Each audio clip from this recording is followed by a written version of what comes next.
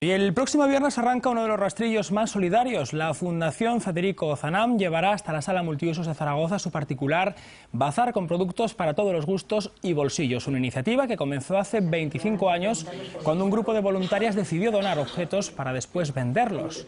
Desde entonces la recaudación ha servido para abrir 4 residencias o financiar servicios de ayuda a domicilio.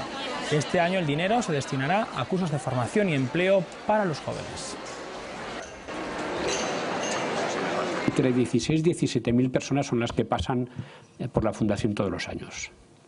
Unas personas, lógicamente, pues el trabajo es ayudarles a hacer un currículum, ver qué posibilidades de encontrar un trabajo tienen, hacer gestiones con empresas, que son pues una atención, podríamos decir, limitada, y otras personas, de ellas, pues más de 600 personas, son personas que atendemos las 24 horas del día. Hoy Zaragoza